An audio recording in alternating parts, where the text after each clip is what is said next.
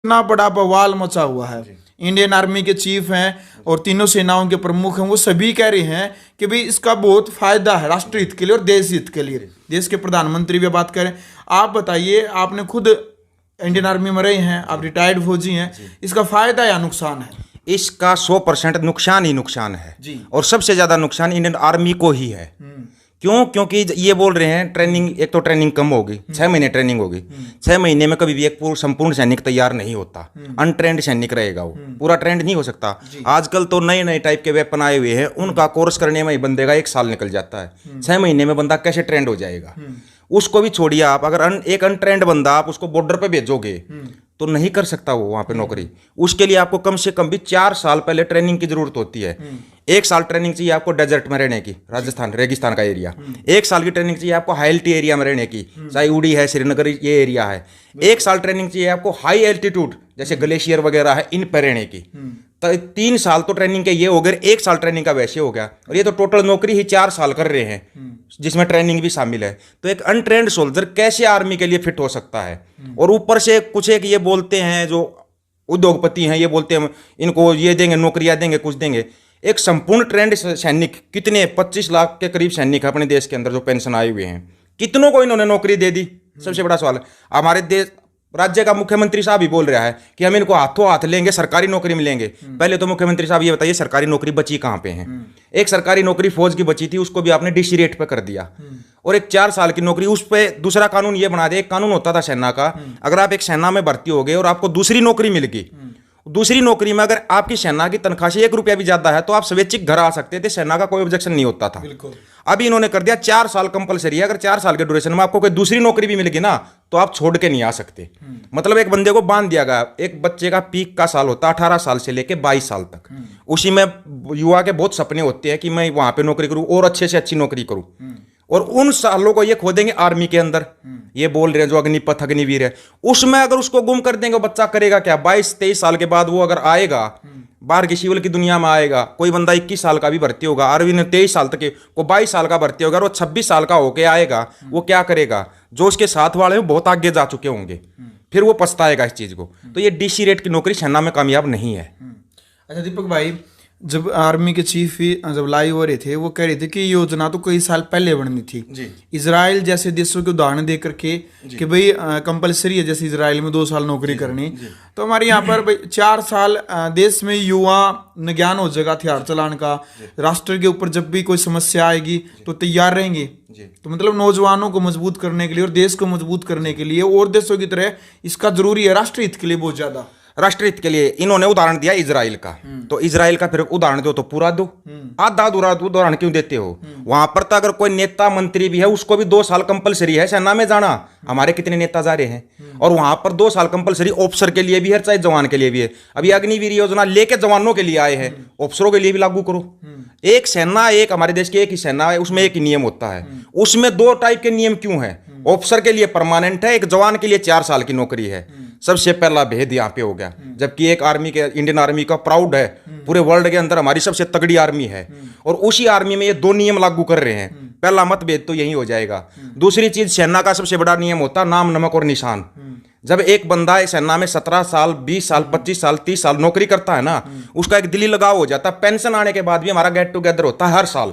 जो पुराने बंदे पेंशन आए हुए हैं हर साल एक दूसरे से मिलते हैं। वो ये कैसे मिलेंगे? 4 साल नौकरी करके इनको यही नहीं पता कि किसके साथ मिले हैं, क्या मिले हैं, कौन सा गेट टुगेदर होगा। इन्होंने तो ये एक टाइप का रेजिमेंट का जो सिस्टम होता है ना वो ही खत्म कर देंगे, और रेजिमेंट सिस्टम खत्म हो गया ना तो एक टाइप से सेना ही खत्म हो जाएगी हमारी। बिल्कुल। अच्छा, जनरल वीके सिंह का बयान है, वो आपने सुना। आप भी कह रहे हैं कि ये आर्मी के लिए खतरनाक है, आप खुद ये बातें बोल रहे हैं। तो वीके सिंह कह रहे हैं कि ये किसी के ऊपर थोपी नहीं जा रही हैं बातें। जिस युवा का, जिस नौजवान का ये लगता है कि मैंने आर्मी में जाना तो आप जाइए, वरना जबरदस्ती नहीं किसी के साथ में। तो मतलब ये इच्छा, मतलब कोई तानाशाही रवैया नहीं है कि भाई इसने जाना है जाना पड़ा, जिसकी मर्जी तो जाओ और ना नहीं जाओ। वीके सिंह के बयान। जनरल वीके सिंह साहब को मैंने पहले ही बोला था, दोबारा फिर बोलना चाहता हूं। वीके सिंह साहब, आपके ऊपर कौन सा प्रेशर था? आप आर्मी में चले गए और 6 महीने नौकरी बढ़वाने के लिए आप सुप्रीम कोर्ट में चले गए थे। आपकी पेंशन बढ़ जाए, आपकी पेंशन, आपको तनख्वाह ज्यादा मिल जाए। आप 6 महीने के लिए सुप्रीम कोर्ट में चले गए, क्या एक युवा परमानेंट नौकरी के लिए सुप्रीम कोर्ट में नहीं जा सकता? एक युवा को तो आप 4 साल की नौकरी दे रहे हो, खुद आप 35 साल नौकरी करके आए हो, आपका तब भी वो नहीं। अगर आपको यही बात बोलनी थी तो आप अपनी पेंशन छोड़ते पहले तो। फिर जो मंत्री वाली पेंशन ले रहे हो, खुद तो 2-2 पेंशन ले रहे हो, एक जवान को एक पेंशन लेने का भी अधिकार नहीं है। ये बोल रहे हैं कि देश के ऊपर आर्थिक बोझ पड़ता है पेंशन देने से, सेना को हम पेंशन नहीं दे सकते। इनका सबसे बड़ा रीजन यही है। इस रीजन का मैं बताता हूं, जितने भी नेता मंत्री हैं वो सिर्फ 2 साल के लिए बने या 1 साल के लिए, 6 महीने के लिए भी बनता है तो 1 लाख रुपए पेंशन लेता है वो। अगर वो 4 बार बन गया तो 4 पेंशन होगी उसकी तो। और एक युवा जो बॉर्डर के ऊपर नौकरी करके आएगा 4 साल तक, उसको कोई पेंशन नहीं है। ये दोगलापन है कि नहीं है? आप सभी मंत्रियों की पेंशन बंद करो, जितने सिविल के अधिकारी हैं उन सब की पेंशन बंद करो। आप एक सैनिक की पेंशन क्यों बंद कर रहे हो? जो एक बॉर्डर पर रहता है, खतरे में रहता है, जो देश की रक्षा करता है, उसकी तो पेंशन बंद है और मंत्रियों की पेंशन चालू है। ऐसा क्यों? मंत्रियों का तो हर साल अग्रीमेंट बढ़ जाता है, इनकी तो पेंशन बढ़ती जाती है और एक सैनिक को देने के लिए पेंशन नहीं है। चक्कर दूसरा है, ये सिर्फ ये अग्निपथ तक नहीं है, बात और गहराई की है जो कि ये लोग बताना नहीं चाहते। अच्छा दीपक भाई, बीजेपी सरकार की तरफ से मतलब ये ऐलान कर दिया गया है कि भाई किसान आंदोलन की तरह नहीं है कि हम बिल वापस ले लेंगे, ये फौजियों के लिए कानून है, इसको हम वापस नहीं लेंगे। खुद प्रधानमंत्री जी ने बात बोली है। प्रधानमंत्री साहब को एक बात कहना चाहते हैं, आपके और आपके मंत्रियों ने ये बोला था 3 कानून रद्द नहीं होंगे। हरियाणा के भी जितने मंत्री हैं या पूरे देश के मंत्री हैं, कृषि मंत्री बोलता था एक बार जो कानून बन गया वो रद्द नहीं होता।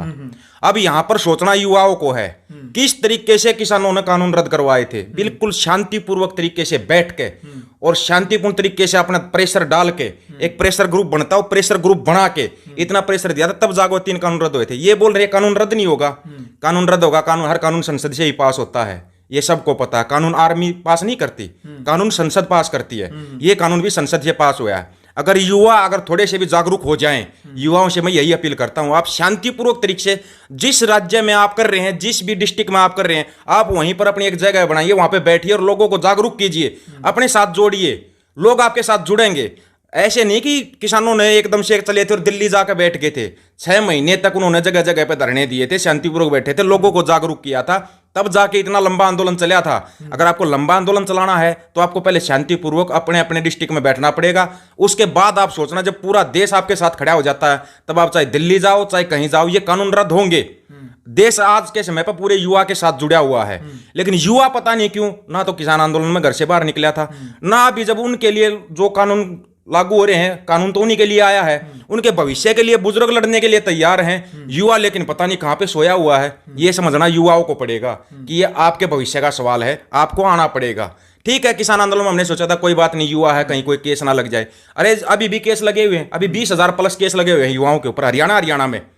ये केस भी आपके रद्द होंगे। एक बार आप घर से बाहर निकलने के लिए उठो तो सही, आप घर से बाहर निकलोगे, बुजुर्ग आपके साथ हैं, सभी आपके साथ है, पूरा देश साथ है, लेकिन घर से बाहर निकल कर आप एक बार आकर बैठिए तो सही एक जगह पे। ये बार बार अपील कर रहा हूं मैं युवाओं से। एक जो ये तोड़ फोड़ करते हैं, कुछ भी करते हैं, ये मत करो, आगजनी तोड़ फोड़, इससे आप आंदोलन नहीं कर पाओगे। कोई भी सरकार हो, सरकार चाहती कोई भी आंदोलन अगर हिंसात्मक होता ना, वो लंबा नहीं चल पाता। किसान आंदोलन का लंबा चलने का एक कारण था अहिंसात्मक आंदोलन था। कोशिशें बहुत की थी सरकारों ने, लेकिन नहीं कर पाई, क्योंकि किसी भी किसान ने कहीं पर कोई हिंसा की ही नहीं। अगर लाठियां मारी, डंडे मारे, आंसू गैस के गोले मारे, वो भी खाए हैं और फिर भी अपना आंदोलन लगातार जारी रखा था। अगर इतनी हिम्मत हो युवाओं के अंदर तो आओ बैठो, आपके साथ हैं सभी। बिल्कुल दीपक जी, आपने किसान आंदोलन में भी अहम भूमिका निभाई थी। इस आंदोलन में क्या रोल रहेगा दीपक फौजी की तरफ से? जो आप कह रहे हैं कि इंडियन आर्मी को नुकसान है, देश के युवाओं का भविष्य इससे खराब होगा, तो क्या रोल रहेगा? उसके लिए भी आपने लड़ाई लड़ी थी, क्या इसके लिए भी आप युवाओं के लिए लड़ाई लड़ेंगे? बिल्कुल लड़ने के लिए तैयार है, 24 घंटे तैयार हैं, लेकिन पहले युवाओं को जगना पड़ेगा। बार बार अपील यही कर रहे हैं कि युवा एक बार आओ तो सही, आप जहां पर बुलाओगे, जहां पर कहोगे, हम आएंगे। जो आपको समझना वो हर चीज आपको खुलकर समझाएंगे। इस योजना के क्या फायदे क्या नुकसान, फायदा तो इसका कुछ है ही नहीं, इसके नुकसान कितने हैं? नुकसान इतने हैं कि आप अगर जैसे एक फौजी आदमी पेंशन आता है, आज के समय पे अजय भाई सबको पता है बीमारियां इतनी हैं कि घर गेल्या खाट गली पा जाएगी, बीमारी दुनिया भर की हैं। उनमें आप चाहे पेंशन 20,000 30,000 50,000 रुपये अगर आप महीना कमा रहे हो ना, तो भी घर का गुजारा मुश्किल है। अगर घर में एक बंदा भी बीमार हो गया तो उस पर लाखों रुपए लग जाते हैं, कई महीने की तनख्वाह चली जाती है बंदे की। और एक जब आर्मी से संपूर्ण नौकरी करके जब एक सैनिक आता ना, पूरे परिवार का फ्री इलाज होता है आर्मी हॉस्पिटल में। इन्होंने नंबर 1 मेडिकल फैसिलिटी खत्म कर दी वो भी। नंबर 2 कैंटीन सुविधा है, आपको बगैर जो लगाते वेट लगाते हैं उसके बगैर वेट के सामान मिलता है कैंटीन के अंदर, वो कैंटीन सुविधा खत्म, आपको कैंटीन का कोई सामान नहीं मिलेगा। उसके बाद आपको बहुत सी ऐसी फैसिलिटियां हैं जो कि आपको सिविल मेडिकल में भी मिलती है। अगर आप एक सर्विसमैन हो, इनके पीछे एक सर्विसमैन तो लगेगा ही नहीं, ये तो सीधे घर आएंगे, पेंशन होती है तब एक सर्विसमैन होता है, एक्स सर्विसमैन तो ये है नहीं, तो इनको कोई फैसिलिटी लागू होगी नहीं। जो ये बोल रहे हैं ना आपको एक्स सर्विसमैन के कोटा दिया जाएगा, कैसे दे दोगे? इतने सैनिक आए हुए हैं, आपने उनको कितना कोटा दे दिया? जबकि सबको पता धांधलियां बहुत होती हैं। एक्स सर्विसमैन की जगह पे सिविलियन बंदे दुनिया भर के हम दिखा सकते हैं जो लगे हुए हैं, और कोटा एक्स सर्विसमैन का है। तो जितने एक्स सर्विसमैन के कोटे वो तो आपने पूरे किए नहीं, आप इनको एक्स सर्विसमैन का कोटा कैसे दे दोगे? इनका जब पेंशन लागू नहीं है तो एक्स सर्विसमैन नहीं है ये, तो कोटा कैसे दे दोगे? ये जो भी बोल रहे हैं झूठे जुमले हैं ये। अगर इन जुमलों में युवा फंस गया तो अपना भविष्य खराब करेगा, आने वाले बच्चों का भी भविष्य खराब होगा। बिल्कुल। तो लास्ट में मोदी सरकार तक ग्राउंड मीडिया चैनल के माध्यम से क्या चेताना चाहेंगे, क्या संदेश आप पहुंचाना चाहेंगे? यही संदेश पहुंचाना है कि मोदी साहब आपसे पहले भी बताया था, क्योंकि इस देश में सरकार का मतलब, देश का मतलब सिर्फ प्रधानमंत्री मोदी है।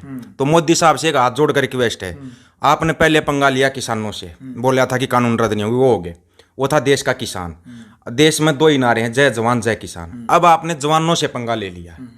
अगर ये जवान जाग गए, युवा जाग गए सही तरीके से, तो ये मत समझना वो किसान थे शांतिपूर्वक बैठे थे, ये युवा है, गर्म खून है, युवा है, किसी देश का युवा ही सरकार बनाता है। अगर इन्होंने अब आंदोलन नहीं किया तो आने वाले समय, वोटिंग के समय में आपको बहुत ज्यादा नुकसान होगा। इसलिए कि ये रिक्वेस्ट ये है कि इससे पहले कि पूरे देश में और आंदोलन भड़के, उससे पहले आप इस कानून को रद्द कर दीजिए। युवाओं के, अगर आपको एक्सपेरिमेंट करना है 4 साल का अग्निवीर का, आप पुलिस में कीजिए, दूसरे महकमे में एक बार करके तो देखिए, पुलिस के पूरे डिपार्टमेंट में कर दीजिए आप, हम भी रेडी हैं, देखे तो सही इस एक्सपेरिमेंट का क्या फायदा होता है। आप वहां पे करके क्यों नहीं देख रहे? फौज से खिलवाड़ ठीक नहीं है। पूरे देश के एक दिली लगाव होता है भारतीय सेना के साथ, कहीं पर भी एक सैनिक जाता है सम्मान में लोग खड़े होते हैं, और ये हमेशा रहेगा। वो किस लिए है? क्योंकि वो वहां पर बॉर्डर पर हमारी रक्षा करता है। एक 4 साल बंदा नौकरी करने वाला, उसका क्या सम्मान होगा, जबकि उसके साथ तो एक्स सर्विसमैन भी लगा हुआ होगा। अभी ये प्रेशर भी देंगे, जितने एक्स सर्विसमैन है उनको ना बोलने का भी प्रेशर देंगे, उन पर तरह तरह के दबाव भी बनाएंगे। ये भी मैं अपने जो साथी हैं एक्स सर्विसमैन उनको बताना चाहता हूं, ये कई तरह का प्रेशर देंगे, उस प्रेशर में टूटना नहीं है। क्यों? क्योंकि ये सरकार की ये दमनकारी नीति हमेशा से चलती आई है, चाहे आप किसान आंदोलन ले लो या कोई भी आंदोलन ले लो, तो ये दमनकारी नीति सरकारें, सभी सरकारें चलाती हैं। ये नहीं ये सरकार चलाती है आंदोलन, कोई भी उसको दबाने के लिए हर सरकार दमनकारी नीति चलाती है। उस दमनकारी नीति पे झुकना नहीं है, एक दूसरे का सहयोग करना है। अगर कोई साथी फंस रहा है, कोई बात है, तो सहयोग करना, अपने आप आंदोलन, शांतिपूर्वक आंदोलन चलाना, जीत हमारी होगी। ये कानून रद्द होगा, बिल्कुल रद्द होगा ये कानून। बिल्कुल। चलो भाई, वीडियो आपने देख लिया फिलहाल, यानी कि एक ही मुद्दा पूरे देश के अंदर लगातार जो वायरल होने लग रहा है वो है अग्निपथ योजना। यानी कि अग्निपथ योजना